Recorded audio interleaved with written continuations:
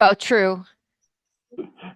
Um, No, I'm ready. I've how got about that? How about this? Do you want, I will, how about if I don't know if you, can you see when people raise hands? I was wondering if I would just raise my hand. If you would see that. Let's see. Do you see? Yeah. Do you see my hand? I yeah. will raise my hand when my attendee laptop is showing you. How's that? Okay, and then that'll be my cue to To launch start into. talking. Yep. All Hey, right. Mike, quickly before she turns on, so how many attendees do we have now? We're almost at 20. Okay.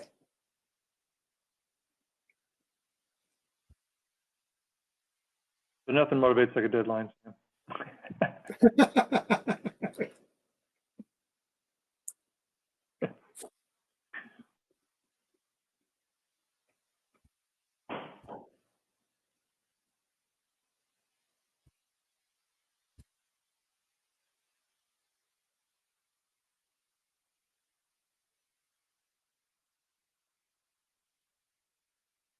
You're still there, Mike, right? Yep. All right. Hello, everyone. Uh, People start to get settled into the virtual room. We're going to give you just a few more seconds, and then we're going to go ahead and get started with our program today. So everybody get comfortable, and we'll be right back.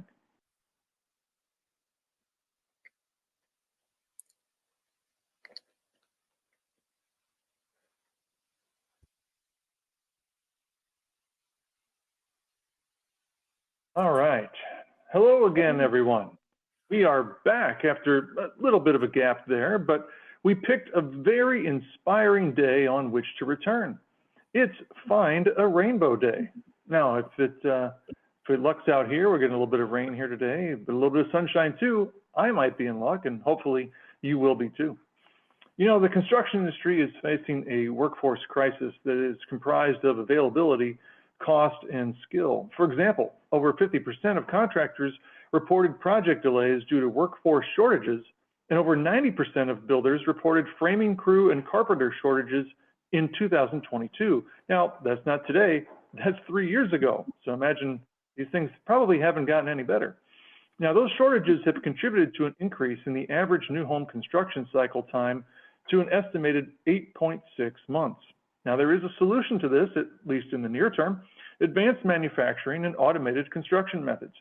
Today, Sam Rashkin will discuss the current landscape of systems-built companies and the critical strategies that must be adapted for them to successfully scale. Now, in case you're wondering who Sam is, he's the creator and teacher of the Housing 2.0 content, which is based largely on Sam's latest book, Housing 2.0, A Disruption Survival Guide. The full program was established to help empower you, our building professionals, to design and construct higher performance, healthier, more sustainable homes at a fraction of the cost. Now, before all that, he was integral to the development of the Energy Star and Zero Energy Ready Home programs. Now, Sam's going to lead us through today's seminar and also address your questions at the end. Now, before we get started, we need to recognize our sponsors. The first is Panasonic Healthy Indoor Living Solutions.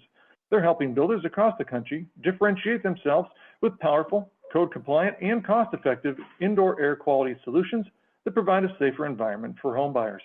And we also have LG, who is a leading proponent of the electrification movement. And they're proud to pave the way with arguably the broadest portfolio of home electrification products. From air-to-air and air-to-water heat pumps for HVAC, water heaters, clothes dryers, and washer-dryer combos, to advanced energy storage systems, EV chargers, and super efficient appliances, including the industry's first Energy Star certified induction cooktop. LG's innovation and technology will help us promote decarbonization and collectively create a better life for all. Now, during the course of today's presentation, you can submit questions for Sam. Simply use the Q&A function located in the menu bar at the bottom of the Zoom window. I'll review those questions and pose them to Sam after his presentation. Sam, you got any rainbows where you are? Not today, not today. Hey, thank you, Mike. And I'm like Mike, I could not be more grateful for our sponsors, Panasonic and LG. And I'm happy today to talk to you about a special topic very close to my heart. Systems-built housing. So we're going to rethink, how do we scale systems-built housing? For decades and decades, it's been a big promise, but very short on meeting that promise. So today's going to be a really important topic for us. What we'll do today is we'll start with first a quick background on Housing 2.0. We'll dive into why systems-built housing, what's the basic driving reason why I believe it's so critical to the industry. What are systems-built homes and why are systems-built homes not scaling? And then let's rethink how we can maybe change gears and get systems-built housing to truly grab a significant market share in this country. Now, don't believe that all conventional built home construction is going to go away. For mainstream production housing, that's where I believe system-built housing really critically needs to scale. So let's jump into the first topic, a quick background on Housing 2.0. Now, I always start with this very important data point about where do people spend their time. Substantial national lab research looking at hundreds and hundreds of people surveyed found that we spend a whole bunch of time at residence, our homes, work, dining, outdoors, vehicle, and other indoor locations. But essentially, the takeaway that's so critical is we spend nearly 70% of our time every day in our home. Essentially, home is where life happens. Huge kind of point where you should feel really significant that you're involved in the housing industry. It's where people's lives happen. Now, post-COVID, I'll submit probably we're getting closer to 75% as we spend more time working at home, and that number keeps going up. So the key thing is why Housing 2.0 then? The reason why it exists, the core fundamental reason why this program is so important is homes are going to happen better. Life's going to happen better with Housing 2.0. Homes where life happens better. And what we do is we provide a framework, fundamentals for consistently delivering a better user experience at lower cost. And so the key point I want to make is within that framework, of course, we advocate for high performance, sustainable homes. They're absolutely a must have. But like any five-legged stool, it wouldn't stand up. You need other legs. And so we have to optimize also the design, community, sales, quality. There are a whole array of consumer expectations that have to be met for the place where we spend 70% of our time. And the framework includes about 160 best practices. Now, how do we do it? And the first thing is asking people to do something they hate to do, which is invest more into the home, particularly into the user experience. Experts and special features that are a sure thing. We know certain investments will create a home that lives better. And so you see, we have two options, the lowest first cost option on the left and Housing 2.0 on the right, where we make an extra investment. But the secret sauce to Housing 2.0 is how we do it is by optimizing cost. And there are kind of 6 pillars for how we do that. Instead of excessive space, we optimize space so it's right-sized. And we live better with less space. Then complexity is incredibly costly, so we go simple. Non-integrated systems are incredibly costly and pervasive, so we integrate systems. Waste, of course, is by definition spending money on something that adds no value. So we go lean design and lean build to, again, reduce cost with no compromise in user experience and often better. Then we have way too much excessive customization in the housing industry. So we want to mass customize, and we have a tremendous lack of productivity. So we want to enhance productivity.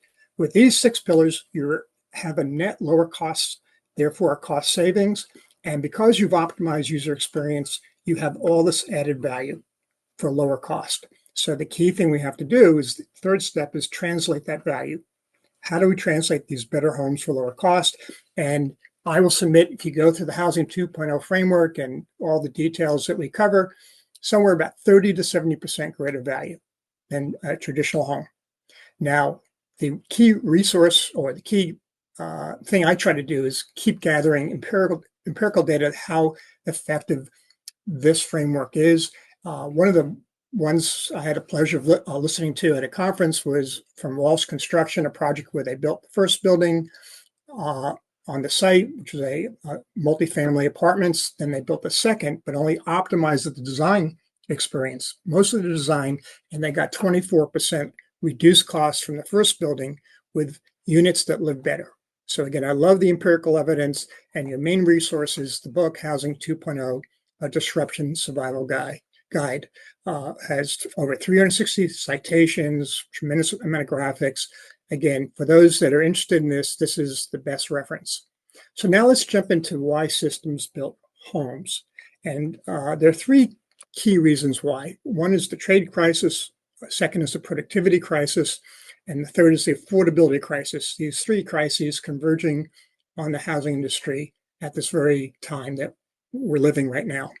And I don't think any of these are a surprise to anyone, but we'll cover them briefly. The trade crisis, and Mike covered a number of these points in the introduction, is one of availability, skill, and just training.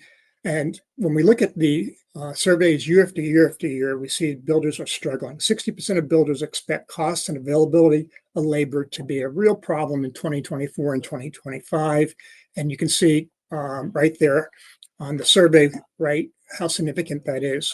When it comes to also the trade crisis, 60% of builders reported framing crew and carpenter shortages in 2024. So that's more recent data than Mike gave you. There are carpenters and framing crews.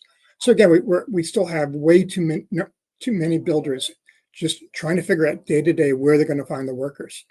And then we have the impact on the work itself. 54% of contractors reported project delays due to workforce shortage. And this is a really much more recent survey from the end of last year. And the trade crisis itself has been calibrated a number of times. And the Home Builders Institute 2023 study had submitted that there are about 723,000 new workers needed each year to meet demand and combat the 1.5 million home shortage we have. Tremendous shortage of labor, counterbalanced by the fact that the workforce is aging. The average construction worker age, according to the Bureau of Labor Statistics, is over 42 years old, and there's no pipeline to replace them. For every two that retire, there are only five. For every five that retire, there are only two workers in the pipeline to replace them, and that's just going to compound the crisis and make it even worse. And again, this comes from the Home Builders Institute Labor Market Report. So that's the trade issue, and kind of a sister of the trade issue is the productivity crisis, and it's just incredibly severe. And I like to start first by showing visibly just what productivity innovation looks like in an industry. So we can look at how a car was first made in 1903, cobbled together in a back room by one person, and then of course by 1913, the big innovation, the Model T assembly line transformed production of cars. Productivity went up like 100x. And then you look at a production line today, and the amount of work produced by one person per hour is like, again, another 100x from what it was and used to be because of robotics and advanced production lines. So you look at the auto industry, and it's a stunning improvement in productivity. In the housing industry, we can look at a home being constructed 150 years ago. This is a picture I got from the archives of the Smithsonian, and compare it directly to how we build today in 2025 and marvel at the lack of innovation and how we build enclosures. Virtually, we're stuck with very unimpressive innovations, maybe balloon to Western platform framing, dimensional to engineered lumber, some power tools, and better connectors, but it is a stunning lack of innovation. And the outcome, of course, is predictable. Housing is the only industry to decline in productivity, 50% decline in home building productivity since 1968. And so that just will not get the job done when you have an affordability crisis. It's working against the other crisis and creating and compounding the ability to deliver more attainable housing. So on top of that, we see that because of the productivity challenges, the cycle time, the average time from start to completion for a home has now increased on average for the industry to 8.6 months. Production builders, particularly the big nationals, may do it in 3 months. or 4 months, but it is incredibly slow in terms of what it takes to build a home. And again, because all these are connected, if there's a trade shortage and trade skill challenge, then you have a cycle time challenge that just follows suit. And so time costs money, and that's a real problem when it comes to affordability. And then on the productivity crisis, there have been other studies that have been done that simply look at when you have a given amount of resources going into producing a product, what percent is value added, non-value added, or just basic support activity. And housing compared to manufacturing is pretty scary. Only about 10% of construction resources really add value, and that's more than 6 times less than manufacturing. So just huge opportunities to improve productivity. And one of the big culprits is how poorly digitized the housing industry is. McKinsey and company did a study and quantified digitization across all the major industries. And but for agriculture and hunting, construction's absolutely the lowest. So when you look at the color of the all the key assets and usage and labor factors that were looked at and how digitization works for the industry, they're almost all dark red or orange, which means hardly any use of digital technology. So this is really hurting productivity, and then it's hurting affordability. Everything's working together. When McKinsey and company in a separate study actually quantified for the entire construction industry, what does this lack of productivity cost? It was a scary $200 billion productivity gap that could be closed by adopting advanced manufacturing methods. Again, back to why is system building so important? We have to close that gap if housing is just getting crazy unaffordable. Which brings us to the last crisis, affordability. And I'll only show you one slide here because it tells the entire story. You can look at the bottom, the black curve is for median household income, and then look at the median household price. And this is scary. Now we're seeing kind of a trend. We have a big increase, and then we have a drop and a recession, and then we have an increase and a drop and recession, increase and a drop. Well, here we have the gray bars show the recessions, and here we are today with another crazy increase in the cost of housing, which is why many analysts predict some sort of correction and possibly a recession. And with all the turbulence going on now, there are many forces that may amplify this trend to happen once again. But the point is, this is not sustainable. A widening gap where the product gets ever and ever more costly relative to the resource available to buy it, the household income, at some point you hit a cliff. Now, all the distortions that are happening because we have a crazy amount of small amount of inventory when everyone's holding onto their homes to protect their low interest mortgages, or there's supply chain issues and we can't build as fast, whatever reasons, those distortions won't last forever. And this reality will kick in. 70% of US households cannot afford a medium price home, according to the NAHB, National Association of Home Builders. That's all you need to know about affordability. Something has to give. So what are systems built houses? And essentially, I'll tell you, they are a crisis-ready, off-the-shelf solution that could be applied to address these challenges in the industry. And again, a huge chunk of homes will still be built conventional, traditional construction. But for people who need to afford a house and can't, we need to employ this kind of innovation. And the 5 main options are kits, which are basically today mostly framing kits. The lumber is pre-cut and pre-made for the house.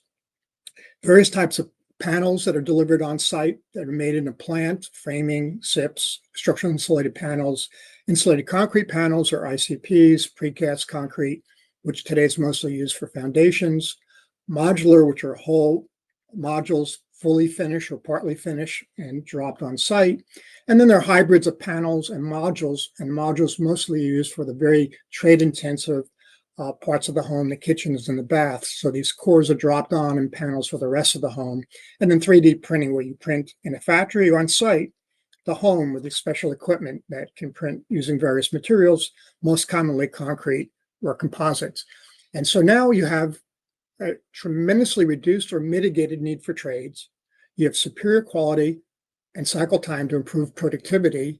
And affordability is huge from the time cost savings, both for operational expenses or running the business that are reduced by 30, 40, or 50 days times $500 or $800 a day. And velocity, if you're producing 50% more homes and you're making 20, 30,000 per home margins times 50% more homes, that could be hundreds of thousands of dollars additional revenue a month that can be used to reduce the cost of your product. And then less rework is cost savings, and tremendously less waste is cost savings. So this is why systems built homes are so important today. And let's just go through each of these options and see what they look like. But I just want to, again, explain where a lot of the cost advantage comes from on cycle time. The design and permits are the same for systems or site built, but with site built, you can only do lot development and foundation at that time by itself, where with systems built, the same time you're doing the site and lot development, the home can be constructed at a plant to be dropped on the site when it's ready. So then when you go to site built, you have to do all this construction on site. Where systems built, you're just assembling the panels or the modules at a fraction of the time, and the site restoration is almost completely eliminated or substantially eliminated. This, by various studies, is about 30 to 50% time savings because of the simultaneous ability to build a home at the plant when the site's getting ready. And the numbers get to be pretty significant. If you're saving 30, 40, 50 days, and research tells us that it costs about $500 to $800 a day operational expenses for a builder, you're getting into real money, $15,000, $25,000 for 30 days, $30,000 to $50,000 for 60 days. And again, the average construction time today is 8.6 months. So let's look at the various different types of site-built options. Site-built's not new. Back at the turn of the century, Sears kit homes were available that were the entire home dropped on site, all the pieces inside, outside. Here's a home that from 1925 for $2,200. That was 30,000 pieces. You see how they are advertised in magazines. Here's an actual home today, obviously gone through many different probably upgrades and so forth, but it was amazing what was done at the turn of the century. Today, kits are mostly for framing packages. This is one framing package company where, again, you send your CAD drawings and all the pieces are cut and they are organized by sequence and how they're installed, and they're numbered so that you can't make mistakes in the field. E101 has to go next to E101 in the corners, and everything's made up so that you can't have labor. You take labor mistakes out of the equation. And then the labor can just assemble quicker because everything's stacked in sequence, ready to go. And so it's a big time saver. The next step up is panels. The most common panels are framing panels. Like here, you see the panels being installed on site. And some panel companies, particularly wood framing, will do both the inside walls and the exterior walls and the roof and so forth. And then you have some more advanced panel companies like Unity Homes has a very advanced high performance wall plant, and they make beautiful homes that are built on site. And so this is pretty well developed in the country in terms of the capability. We'll talk about scaling in a few moments. After conventional frame panels, there's structural insulated panels. They're elegant, they're simple, they're insulated assemblies that are just dropped on site. You have two skins, usually OSB, sandwiched and glued to the polyurethane core, usually extruded polystyrene or expanded polystyrene most often, sometimes polyisocyanurate. And again, you have the panels that drop in. They're quick, elegant, they're incredibly airtight. They're like having like a incredibly efficient blanket around you. They work so well. So I'm a big fan of structural insulated panels, should be much more used than they are today. The insulated concrete panels are kind of a derivative of the insulated concrete forms. They're much less labor intensive. You have a whole panel instead of blocks. You pour the concrete in the core that you see in the panel on the left. One person can lift it and set it in place. You have these metal stirrups on the inside and the outside for attaching both the interior and the exterior finishes. And again, they're numbered, they're elegant, they go in fast, very simple, and the home's very airtight, very high performance, and much faster construction. Then you have precast concrete, which is really amazing for foundations. It's about 5,000 psi versus 2,000, 3,000 psi poured in place on site. So it's more waterproof.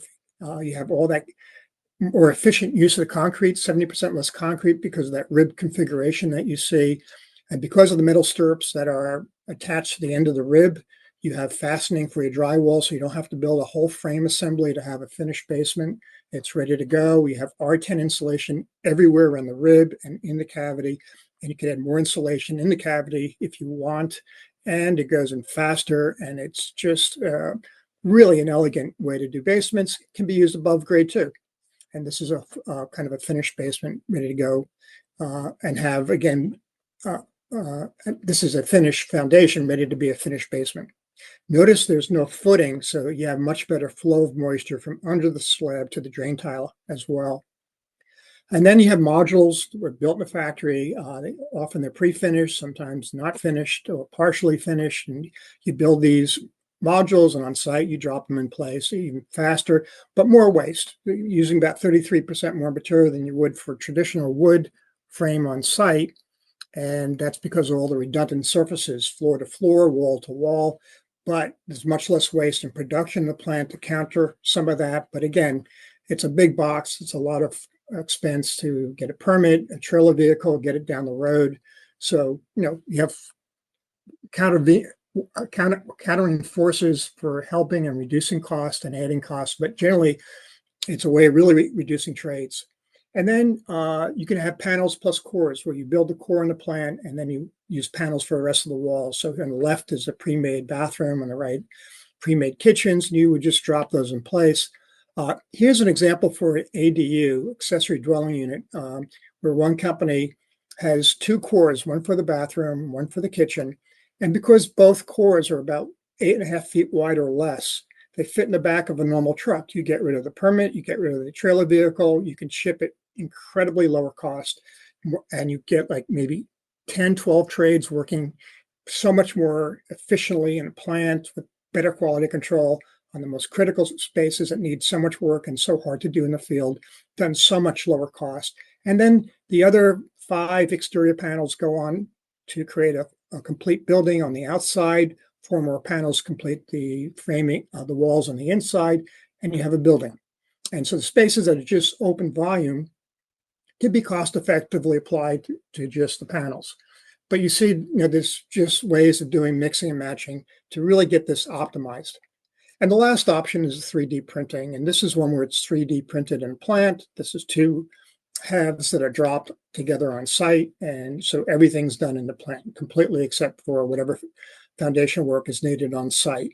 And here's another application where you build on site, where you have like a big printer that prints concrete dropped on site, leveled, and then have a whole system of concrete being mixed going through the system. And it can do anything you want: curved walls, straight walls.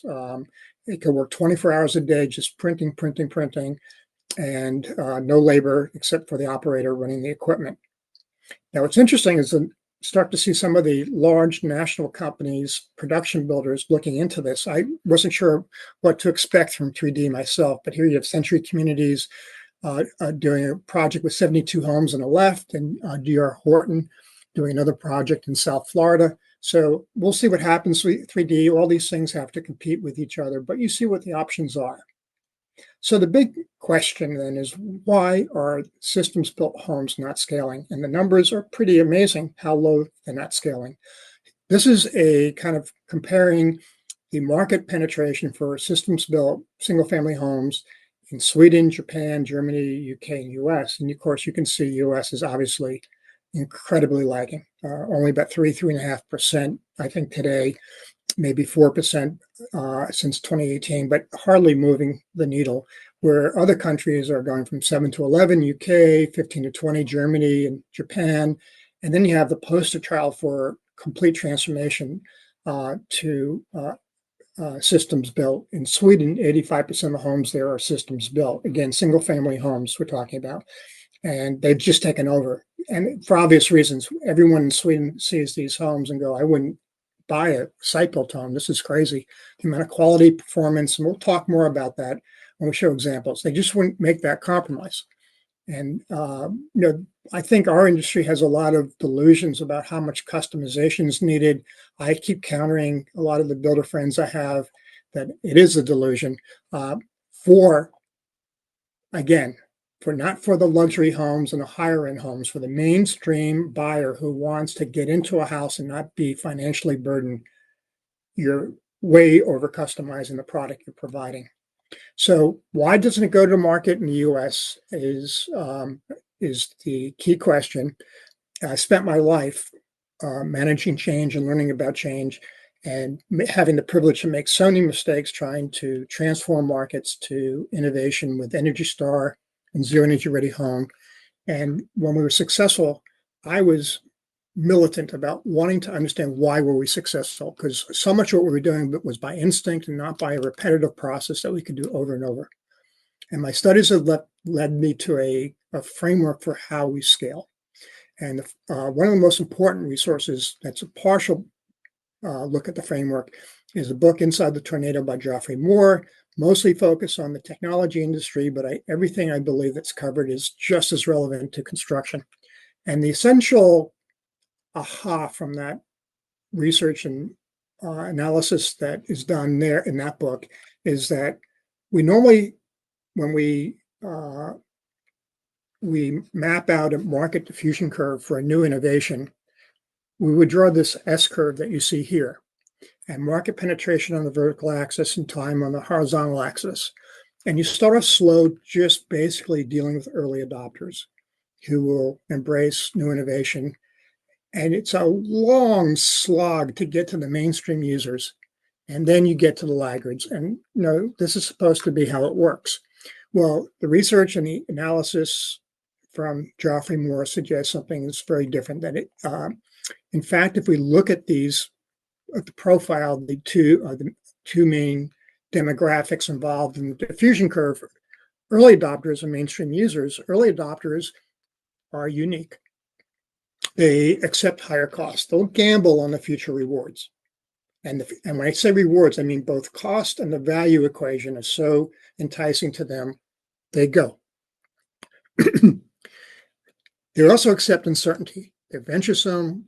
They'll cope if things are not going as planned. They'll accept setbacks and figure things out.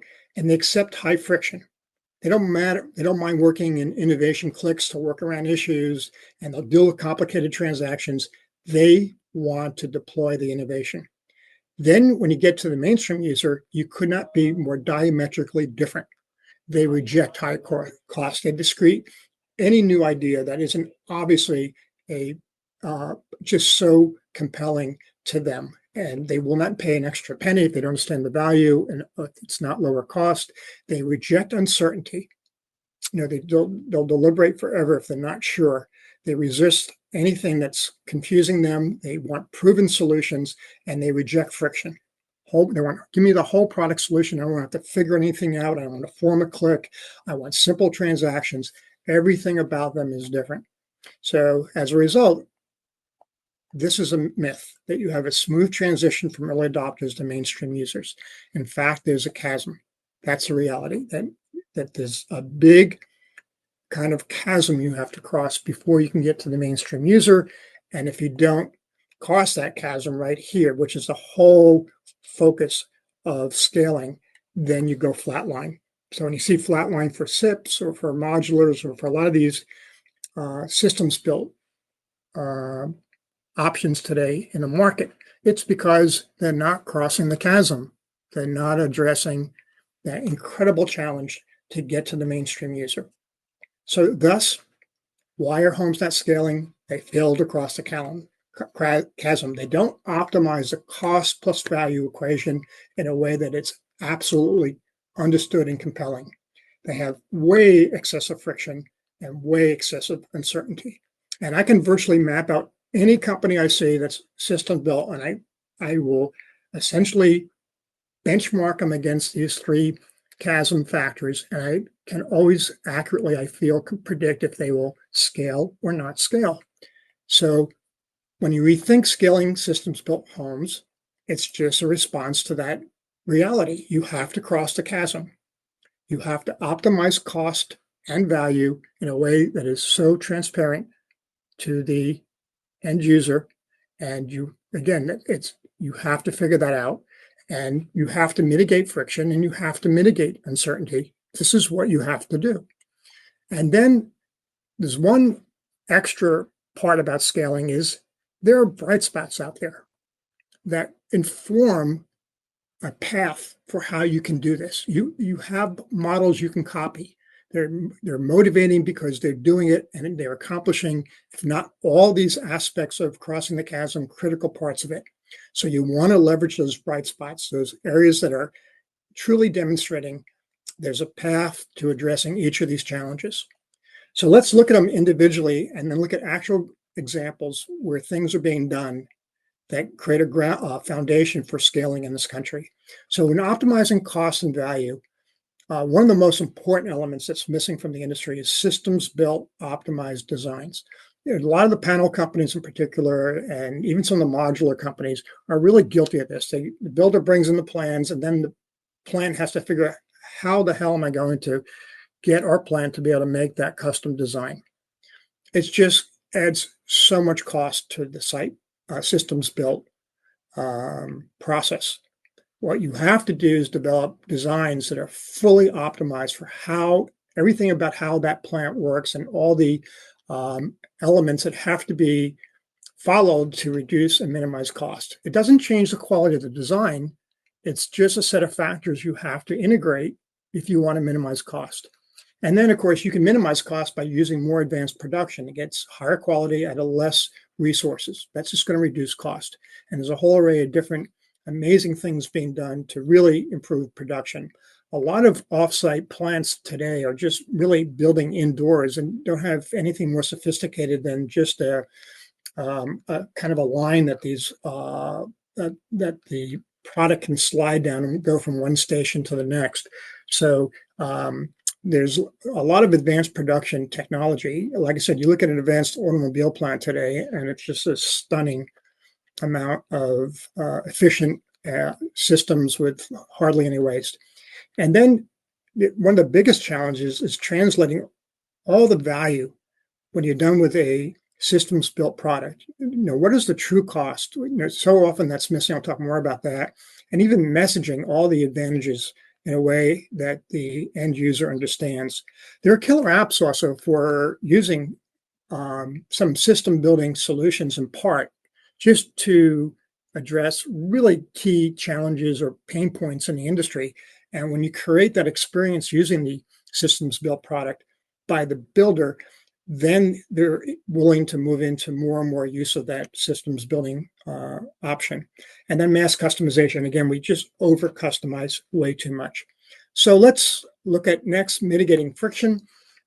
We want to make sure that if you deliver a product that you also have a solution so the builder doesn't have to fight to find trades that know what to do with it, or the trades that have to then come in and install the electric, the mechanical, the plumbing.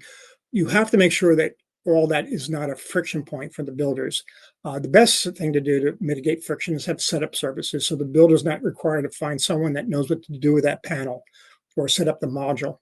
And then whole product solutions are always your friend. Whole enclosure or finished home, or companies can be vertically integrated where they take the builder out of the equation and they build, they develop the land, they build, and they manufacture the home. And that's again the model you'll see in Sweden, and I have one example here in the U.S. where I think maybe just selling to a builder is too difficult, and you have a better product and the builder's not vested in the construction, they're completely outsourcing it. So maybe you need to be, in some cases, vertically integrated. And then uncertainty. One thing is, the system build world has, I think, compromised a lot on the design side. It's time to integrate world-class architects to create these pre-designed homes that break this uncertainty that a systems built home will be just as aesthetically pleasing as a site built home. And also backing up what the site builder can't do. you can build to a level of performance they can't, quality that they can't, and cycle time that they can't. I'm not going to talk more about that because of time constraints, but it's amazing how under warranted the system built home really is. I'll mention a little bit about retail centers and how the Swedes do it, and also getting people to touch, feel, and just see the innovation. When I watch a SIP home be assembled, it's so elegantly obvious how much less risk that is for everyone involved, the builder, the homeowner, and when you just see the quality of the product and what it looks like going in, it's just nothing like a framed home. So last one I want to mention in detail is leveraging bright spots. They give you direction, hope, and motivation because they're getting it done either in whole in terms of scaling or in parts. They're addressing the friction, they're addressing the cost and value or the uncertainty. And the key question is what's working? How can we do more of it? And look around the marketplace rather than reinventing a whole new solution. And so let's look at individual ways that we have bright spots and examples that show we have the scaling opportunity. And the first I'll talk about is plant prefab in California. Their basic product is zero energy, zero water, emissions, waste, and it's a super environmental home, but they add this world-class design, which is to me one of the unique things about them as a bright spot. You get the benefits of their factory production, but it's not a very advanced production line from what I can tell. They have these optimized designs for their product, which are critical, but they have the world-class design that makes them desirable to their buyers, I believe. And it's a whole product solution, I think, except for the foundation. And they have all sorts of linkages to set up solutions to help you get their product on site installed. So, if you go to the web page, you have all these architectural choices, and they pick again world-class architects to take their product and using the constraints of what are modules that can be dimensions for shipping and spans and so forth. They come up with designs that have no compromise with the best site-built homes designed by architects. And so they take all that uncertainty away. And then, of course, you walk through these homes and all the quality advantage starts showing and the comfort advantage, and they're just beautiful homes. So this is one great bright spot, I think, about how to integrate world-class architects. Then in terms of advanced production, the most advanced I've seen, and we'll see how much difference this makes, is Autovol. They're in Nampa, Idaho. They had this amazing plant. They only opened about 5 years ago. They have 53 six-axis robots that are amazing, all software enabled. They can, on the fly, almost make any tweak and innovation to the product. But the plant's amazing. You have all the robots in the center of a square donut and all the cutting machines and flipping machines around the outside of the donut. And they make all these amazing modules. Now, what they say, I don't have the data. I'm being real frank with you, but if you read their content, is that the cycle time for building multifamily homes is about 40% less. That's a huge benefit. That's right there, justifies almost any cost premium. 160 modules in 3 weeks. And their killer app for them is multifamily, because modules for multifamily are so ideal. You just drop them in and you can create these beautiful apartment buildings. It's so suited to that particular building type, modular in particular. They about 20% cost savings in high cost markets like California where they serve. So the plant's in a low cost market for labor and building is Idaho, and they ship it to California for about $100 a square foot. And again, the quality, the accuracy, the strength of the product will be superior. But this is, if you want to look for someone who's taking the advanced production to the max, this is a pretty interesting bright spot. We'll see how successful they are. The Swedes believe that robotics is not cost out. So we'll see in this case for particularly multifamily, because the Swedes are doing only single family, if it does cost out, because modular is so ideal in multifamily. And then in terms of optimizing design, I love this. Howard Building Science, Rob Howard's a good friend and a great model for everyone to follow. He's just such a compassionate, amazing builder. This is workforce housing. This home's under 200,000. It's a SIP home. It's incredible quality. It's not cheap siding. It's not cheap cabinets and cheap appliances and cheap equipment.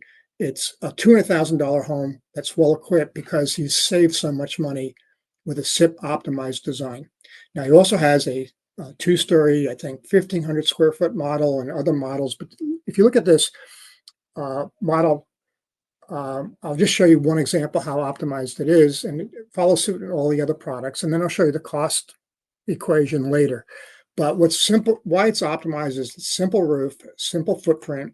The spans are perfect for the panel. The post and beam location are ideally set up so they fit right in the wall locations. No exterior wall plumbing, 4-inch walls outperform 6-inch walls. So he gains 2 inches around the perimeter for about another 20 or so additional square feet because he used SIPs versus conventional framing. He would have needed 6-inch walls. He uses all the attic volume for storage and or vaulted ceilings, and he has 2-foot dimensions so that it's right in line with what the plant makes. And here's the product, and I'll submit. It's just a simple box. It's beautiful. Beautiful because of proportions, because of simple details and trim that work and color. He does everything right.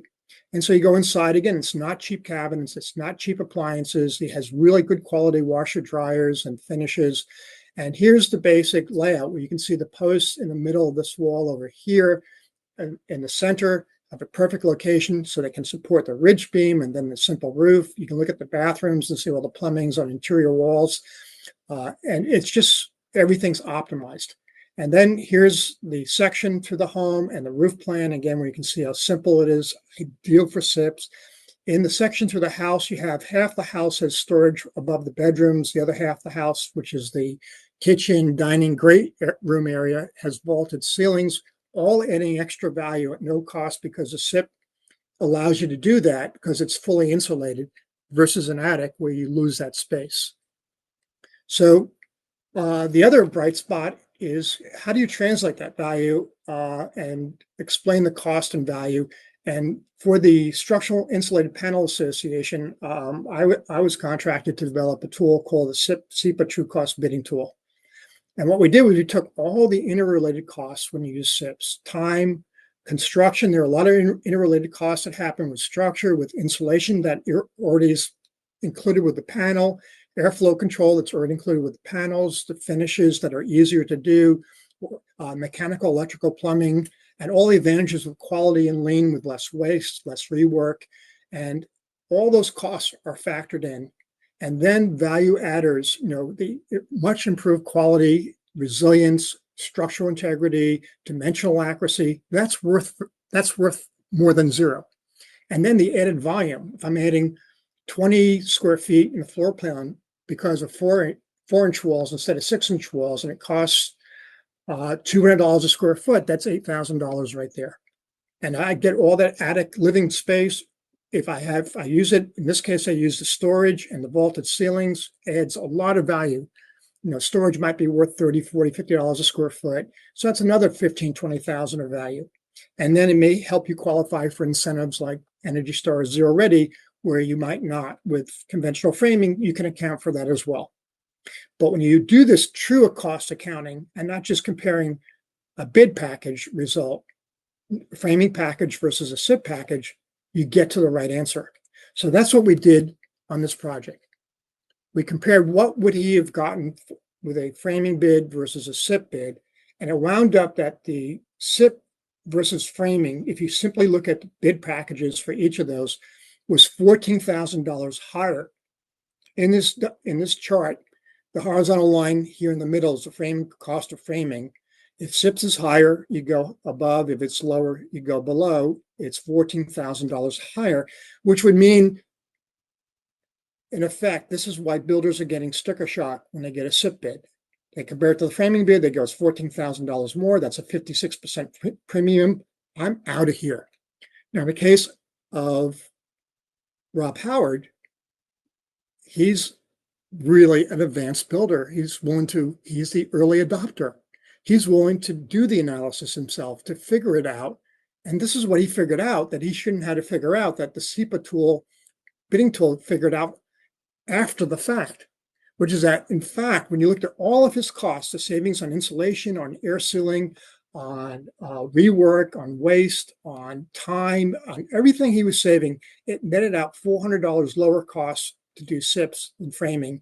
Plus, he added $37 $7,000 in value because he had a storage loft because of the space he could use above the bedrooms. He had vaulted ceilings. He had more square footage on the floor. He had absolutely wildfire resistant home and higher impact resistant construction. And he had much more high quality construction. So all that extra value and cost savings netted $37,650 cost advantage. That's why he did it. But he had to figure it out himself.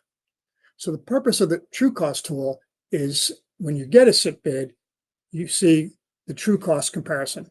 And now you can make a much more informed decision. So it helps translate the value. And then when I'm also really, when I work with the SIPs industry, I always wonder why they don't really push some of the killer apps like helping builders go from vented attics to unvented attic. When you have a vented attic, you have a couple of big issues. First is when you look at the red lines shown in this diagram, those are the air barriers. So outside it's the sheathing, and then it's the concrete below, and then it's the walls and the sheathing and the windows, and then it's the drywall at the top. And what you notice is, oops, I'm missing the air barrier on the top side of the insulation. That's why you need so much more attic insulation than you do in the walls, because you have no top side air barrier. And so that's one problem. The second problem, very often we stick the air conditioning and heating system up in the attic where it's 135 degrees in the summer instead of 90 degrees as it is outside. And it's just as cold in winter as it is outside. It's a horrible place for a heating and cooling system and the ductwork. So the killer app is use a SIP attic. And what happens is you go in faster, so you reduce cycle time. You have all this additional conditioned space for extra rooms or storage, or having your heating cooling system in a conditioned space, which will make them tremendously more efficient. You have more comfort in the house. You have a stronger home, and you have a more resilient house. No fire embers can't get in during wildfires into your attic the way they can with a vented attic. And all the cost savings have to be accounted for. You don't have a ridge vent, a soffit vent, or a gable vent.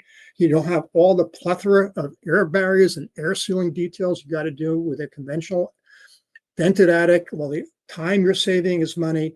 So, very often we can move an industry to market by at least getting its killer app embraced by the industry because of the compelling business case that you see here. And this is a SIP attic, and this is what the space can be. That is serious value right there. If I'm getting space like that, I'm adding 800 square feet at $300 a square feet, and that's, that what am I, it's like $100,000. It's just $250,000. I'm adding tremendous value. You're blowing away whatever premium that you think you're paying for the SIPs if you take advantage of optimizing your design for the system built technology. Another good example I like a lot is Simple Homes in Denver, Colorado. I think it's a pretty amazing company. They use a frame panel construction, but they do a great job optimizing cost and value with factory production and optimized designs, and they mitigate friction. They have a whole product solution. They're not going to just send you panels and you go figure out what to do with them.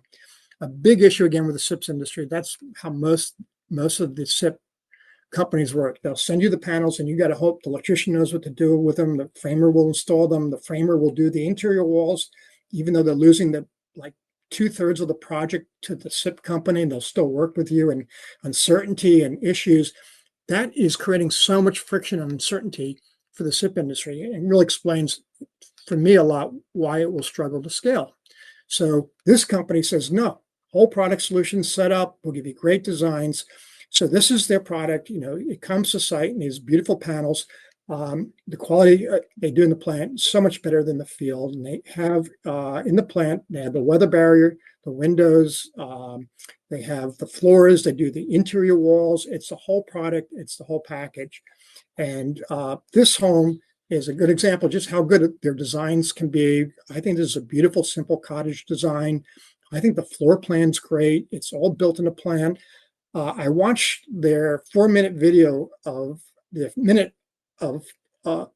video showing the installation of a home just like this one. 4 hours is all it takes from foundation to a full enclosure and interior walls was 4 hours. it's just, you can't believe how much cost savings that is. So this is an incredible bright spot for me as well. And then mass customization. I just don't know how the systems built world can ignore this, how powerful this is for taking their product to the next level. This is a site built example that would be perfect for systems built, modules or panels. This is a good friend of mine, Digibuilt. That used to be a developer builder kind of company, and they would use the system over and over. You see the 6 building blocks are A, B, C, D, E, F. They form a floor plan like you see here. For the first floor and for the second floor, you use these same blocks over and over. They use a world-class designer to really optimize design and the health aspects of the home and lighting, color, landscaping. They get all that stuff integrated. You see how beautifully they're creating the narrow space between the home to be actually landscaped and a outdoor living benefit that most site builders ignore. So it's beautiful how these building blocks assemble to these beautiful floor plans, all optimized by the designer. And then you have the kitchens and bathrooms are all the same in every home. He's not building dozens of different kitchens. You can change the counter, you can change maybe a cabinet finish or a backsplash, but minimal choices, and you get these beautiful options. So with those 6 building blocks, you have all this diverse architectural options as the home buyer. And you have 2 to 3 choices on the number of stories, the roof truss configuration, pop-out windows, front porches and siding, trim packages and color packages. And look what that produces. That's what mass customization does. And this is the actual product finish. And I will ask anyone to tell me if that looks like a track-built production home subdivision. That looks almost like a custom home subdivision because mass customization with an expert designer produces this outcome. And this can be done so easily by offsite construction. And a final word about mass customization, since I get so much fight from my builder friends about this, is I saw this article, I thought just put it together for me. Why does designers get bold with kitchen colors? The reality is that we feel we have to offer all this insane amount of customization when what's going to happen is that whatever decisions your overwhelmed customers agonize over today, and they'll cry in the showcase centers where they're trying to make all the choices out of exhaustion and out of just stress trying to get the right choices. They would make a completely different choice in a few years is the reality from whatever they do in that process, because everything keeps changing. And to put that customization in a situation where the affordability is off the chart and mass customization can make things so much cheaper, it's crazy. Enough about that. Okay, 2 bright spots I'll wrap up with. And the first is the Swedish factory-built homes. Since they have 85% of the market, maybe we should see if there's something worth emulating. Notwithstanding, I understand Sweden's not a big housing market. There's a lot of homogeneity and advantages with the codes, but it's a lot more than that. This just shows you all the companies and by the number of homes they built a year. So you have some companies up to 1,000, about 650, a lot of, a bunch of 500 and 300, and they do about 80%. But even the small guys do pretty well. A little less sophisticated production maybe. But the main concept with the top 6 companies is always the same. At one end of the factory, you have the logs come in, Skanska and others. They mill the lumber, produce the lumber at amazing quality. Then it goes through the production plant. Out come the best built homes in the world, stunning homes that come out, and they do it all. It's the whole crossing the chasm package. They optimize cost and value with these amazing optimized designs for their production process. They have optimized performance, passive house level efficiency, optimized quality. They're all not only how they build, but all the accessories and the cabinets and the fixtures. Everything's amazing what they do. They use mass customization and advanced production methods, then minimize friction with a whole product solution. They're vertically integrated. You go to them, you buy the home at a retail center, you customize it with them with the choices you have. They then schedule the construction, they build it for you, and it's amazing. And the uncertainty goes away because you have these world-class designs in the retail centers where you walk, smell, feel every aspect of the home and say, this is transformative. This is a whole different way of construction from anything else that is older and wasn't built in a factory. So here's the process. Basically, they take a design and optimize it for simple. The forms are boxy but beautiful by details, proportions, and good quality materials. Unvented attics are never sacrificed. That is an asset they would never give up. They use that volume always to enhance how it lives, and they use quality details and components, and they mass customize. They get many styles with basic building blocks. So here's an example of a product that might be an entry product. So it's about a 1,400 square foot home for 186,000. These are about 5-year-old numbers, so things have gone up a bit, but still, this is passive house level, triple glazed window, incredible quality materials inside, incredible quality materials outside in components, and it's $185,000 soup to nuts. Then you step up. This is a little bit of a move-up product. It's $169 a square foot at $280,000 complete. 4-bedroom, 2 baths. Again, beautifully designed, amazing windows. And then, of course, the very high end, it's about $239, $240 a square foot, about $400,000 plus for an 1,800 square foot house, 3 bedrooms, 2 bath. But when you go through every aspect of the detailing, the finish, the quality, the fit, the trim, the performance, passive house, again, amazing windows, these triple glazed European windows that are beautiful. This is incredible for the price. And they do it with advanced production. In the factory, they've just figured out the whole way of engineering how to optimize the process and the team. They really focus on product and customers, just like like a Toyota plant would be. The small producers can even work with this system, and they don't believe in the robotics. It doesn't pan out for them there, but they do very advanced cutting machines and flipping machines. I mean, this is what their plants look like. They're engineered for absolute optimized productivity. Everything moves along the line. You see 8 people are working this plant. That's all it takes to produce 500 homes a year. It's just stunning what comes out of the plant, all with 8 people and very simple systems. And again, look at the quality of the wood that's milled in the plant, and look at the quality of the framing. And it's all being done with equipment, automated. It's not, very little hands are touching the product to make it and assemble it. The same with the roofing systems. They use advanced lasers and other technology to make those. And like I mentioned, passive house level performance. So it completely differentiates the new home from buying an older home in Sweden. This is, every aspect of this I can go through, and I normally do in our presentations on high performance, but it's thermally broken. It's super insulated at every aspect, windows, the walls, the attic, the sloped attics, everything about it is super built. And then they've engineered the whole site process for maximum quality. Most US plants, the quality is only the border of the business is around the plant where they manage the quality. When it goes to the field, the plant is not in control. In Sweden, they own the quality in the plant, and then when it gets shipped, they own the quality on site. They have a whole system of how they set up scaffolding and the cranes and the rigs they use to install the panels on site. Same quality as in the plant in the field. That is so different from American site-built homes. And this is where it completely differs. They have the retail centers where they take all the uncertainty out of what you're getting, the quality of what you're getting. They translate it in brochures beautifully, and you see these beautiful homes again. And it's just so easy for them to sell to mainstream buyers. Enough. Last bright spot is Onyx, kind of a newer company, currently based in Florida, also moving to Texas as we speak.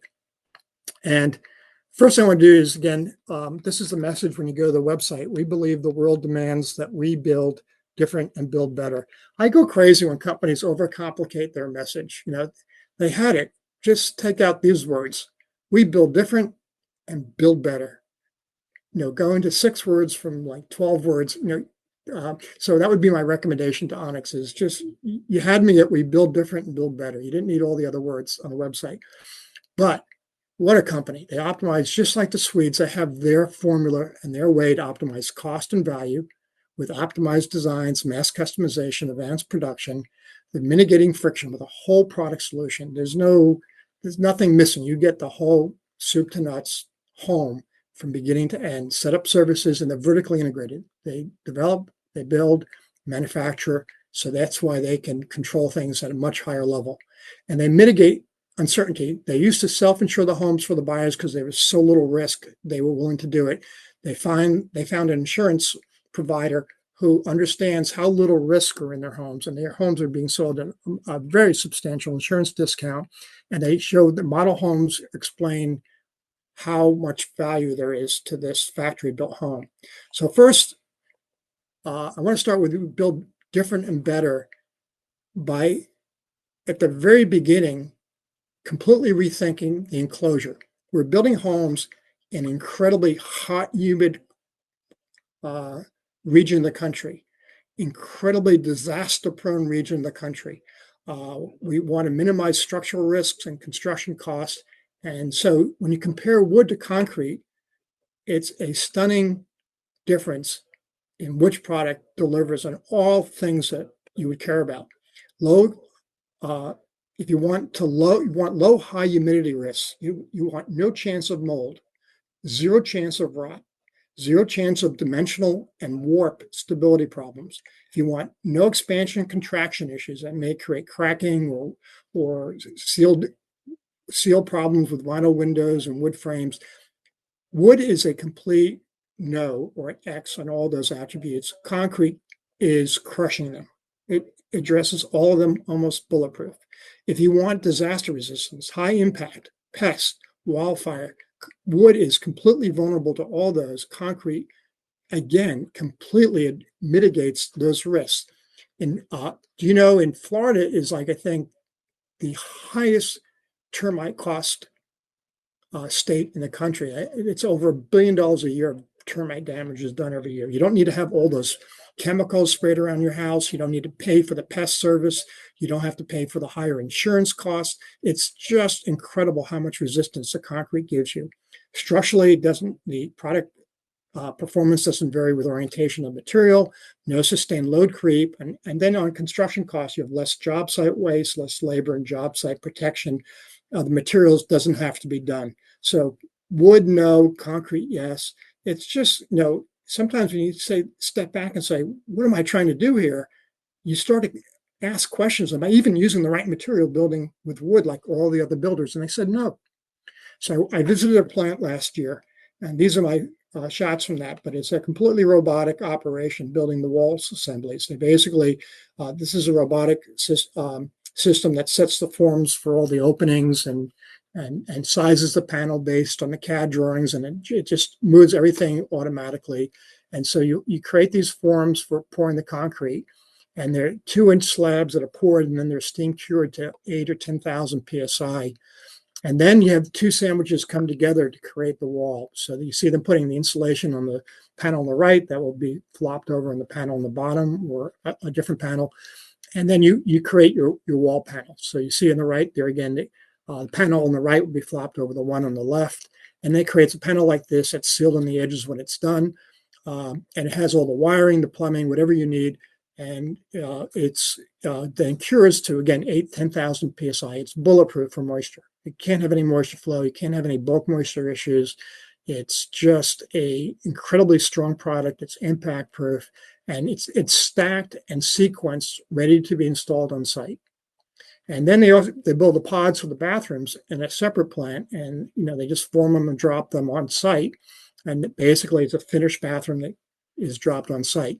I like to see them get some more advanced finishes and designs in the bathrooms, and I believe they're going that direction. Then all the interior framing and the roof framing is done in a separate section. They have a rolling machines that takes the steel and it bends it into channels, and then it cuts it automatically and creates all the pieces they need. And there's more people working here, obviously, than in the robotics section of the plant, but they build, again, the interior walls and the roofing. So what you're seeing here is the foundation. These stem walls are made in a factory and dropped on site. And they do what other builders don't do. They raise the house way above the base flood elevation, way more safe against flooding than typical builders. And so you have the stem walls, and even the entry steps are made in the plant. So you see those entry steps, stem walls, and then they drop the factory-made walls on the foundation. And then even these interior stairs, they're made in the plant, poured concrete, and just dropped on site. And then they build the interior walls out of steel. You have your finished homes, and their basic construction cycle is so much less than this typical site built. Is about 22 subcontractors in 8 months. And as they show, it's one system in 30 days. The company may hire, I think, a painting crew to come in and a drywall crew, not much else. Otherwise, everything else is done by the company. So they have about, I would estimate, about $45 million annual revenue increase just from the added productivity of the plant that can produce that many homes in 30 days, produce a home in 30 days. Plant can do, I think, about 1,000 homes a year. I think they currently at a plant might be doing 500 homes a year. Again, 30 versus 60-day cycle time for another production builder. Again, 8.6 months for the industry at large. If they have a 15% profit margin, that's where I can calculate about a $45 million advantage every year to having additional production. But $600,000 is their average retail price, right in line with other new products of the same size and quality. So this might be one of their neighborhoods that you go to. Again, you can see it's a traditional neighborhood. The only difference is the homes are higher above the ground than most other builders, so they're flood protected. This is a home. This one's starting at 300,000. This is a 2-level starting at 500,000. This is the inside. It's all hard surfaces, which enhances health. Again, high performance, bulletproof, airtight, amazing ability to control moisture and much better. No moisture issues in the assemblies, and you get a lot of different architectural looks out of the home. But essentially, this is what's happening. They're optimizing affordability because of just the insurance premiums dwarf savings, probably dwarf the energy savings that most high performance builders get. The sales process is so simple. There's so little choices there. It's completely minimized to avoid cost. So because of that, they haven't over customized their homes, they're able to offer so much more value at a better cost, and they sell everything they can make, as far as I could tell. They have ultra low utility bills and amazing ultra low maintenance. There's like nothing to do with the basic infrastructure of the home. It'll be cosmetics that come up. It's such a bulletproof home. On wellness, you have completely maximized resistance to moisture, hurricanes, tornadoes, floods, termites. You even have almost a safe room or a safe house in a tornado. The bathroom itself even has a concrete lid, so it's a complete safe room, and the house itself is virtually almost bulletproof. And then of course, the indoor air quality is so good in these homes. And then in terms of future value, the quality, the durability that will persist, and all the built-in smart features that can do. And I estimate, this is like so much incredible value when you add it up. Just the utility savings over 30 years, the insurance savings over 30 years, the maintenance savings over 30 years. This is hundreds of thousands of dollars of added value. So I'm done. And what I just want to leave you with, if we're going to rethink scaling systems built homes, everything I've researched and studied tells me if you want to scale, these are the 4 things you got to do. You have to figure out how to optimize cost and value so it is crystal clear to the mainstream buyer, not something that Rob Howard had to figure out on his own, making his own decision to use SIPs. You have to mitigate friction. You cannot expect builders to have to go ahead and find the contractors to fill in the gaps and to figure out how to use your system and understand it. That's not going to happen beyond the early adopters. You need to mitigate uncertainty. People have to really understand I can get the aesthetics I want.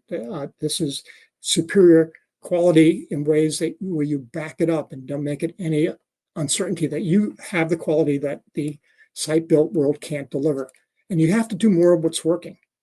Look at the examples out there that are absolutely demonstrating incredibly effective ways at doing the first 3: cost and value, friction, and certainty. So I'll leave you with that, and I hope that makes sense. And Mike, if you have any questions, I have about, at most, about 7 or 8 minutes I can do questions. All right, Sam, thank you much. We'll get to as many questions as we can then in that time frame. We've got a question from Shanti wanting to know how will insurance costs impact housing costs? And are there systems built approaches that can address these? Now, I think you kind of hit a little bit on some of that disaster and resiliency, but talking about insurance costs impacting housing costs? Oh, sure. Again, what Onyx used to do is self-insure their homes. They go, I have no risk here. I'm not going to have any cracking drywall. I'm not going to have any damage to this home in a hurricane. I'm using tempered glass that's incredibly resistant to impact resistance on these walls. Nothing will happen. Notice I have the hip roofs, unvented, so wind can't get in, uplift, destroy the roofs. They said, this is crazy. The insurance costs are like 10, 8, 9, 10,000 a year. We'll self-insure and save them thousands of dollars. Not wanting to be an insurance company, they finally bring insurance companies out to see this kind of construction. An insurance company understands in a nanosecond how little risk they have, and they're able to negotiate a better package for the buyers and get themselves out of the self-insuring business. So insurers eventually will come around and realize that they have to address their price to the risk, because otherwise companies like this don't even want to give them the business. So yes, it's a great question, and thank you, Shanti, for asking it. I think, though, it's going to take a lot of education with the insurance industry to help them understand the real differences before they can adjust their business model and have different price structures. Or you can just be able to qualify much more easily for the Institute for Business and Home Safety's Fortified Home Program, and that will get you a 25 to 40% insurance discount just by doing that.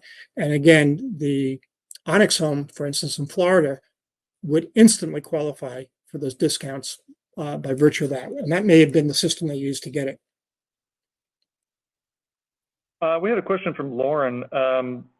Beyond continuing to educate, providing the proper sales service and support, showing successful case studies, what more can be done for systems built to gain more recognition in the U.S. market? And kind of conversely, what has made systems built so much more successful in some of the European markets? What I'll suggest in the European markets, it's made it more successful before getting to what can the U.S. do, is I mentioned one of them earlier on, which is, let's say in a country like Sweden, you have all these companies are working with a homogeneous code and a different regulatory environment, and it probably makes it easier for them. So, and also I think the culture is different and the buyers' attitudes are different there.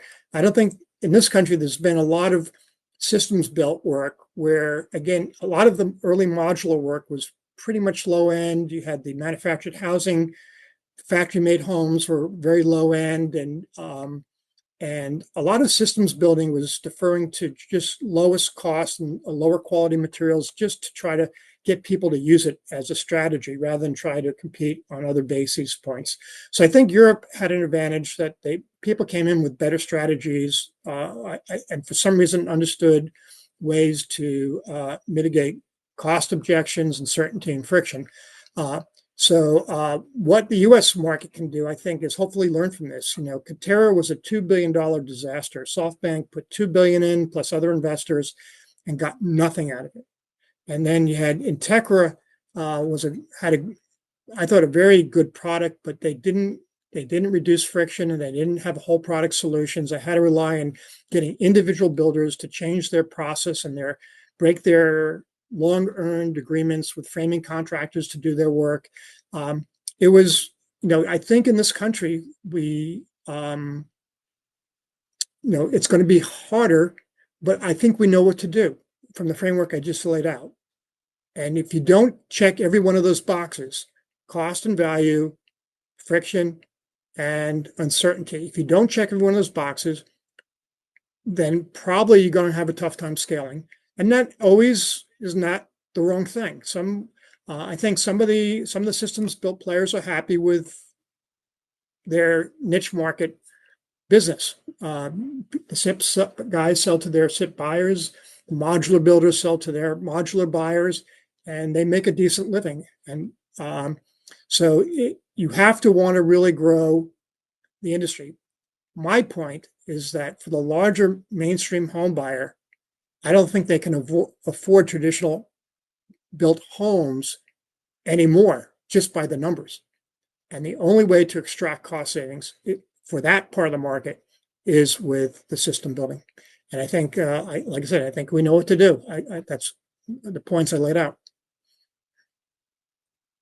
So we've got a question from Kim.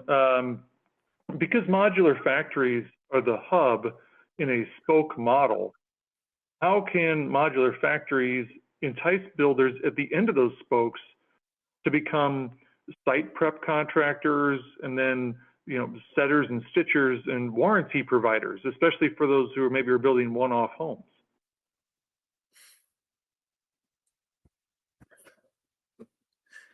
Yeah, that's a good question.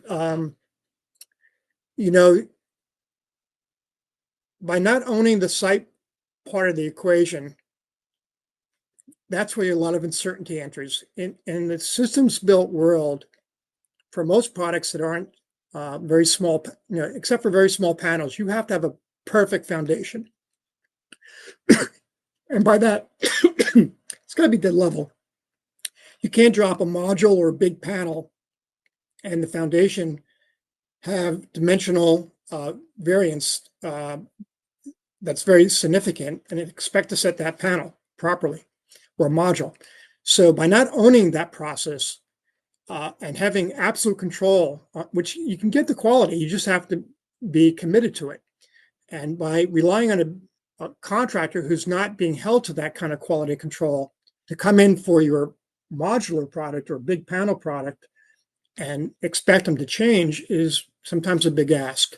So it is tough when, and I think almost most of your effort has to be dedicated to getting the builder who's basically providing the foundation for the modular to build a dead level foundation and also be responsible in the field for knowing how to make sure the marriage joints between the modules are very airtight. That's the one issue that's tougher. With modules, you can't lift them in place without a thick cable because they're so much heavier than a panel. So you have a thicker gap between the seam between the marriage seam between the two modules. And so it's a much more difficult air seal than a panel can butt right up next to it. Two sit panels are right next to each other, airtight. And so you have to get all those details figured out with the crew that you're selling it to. Even though the home's built in the plant and finished in the plant, it's not like you don't have things to worry about. And how do you get them motivated to do that is basically that they can build homes without trades, except for the concrete.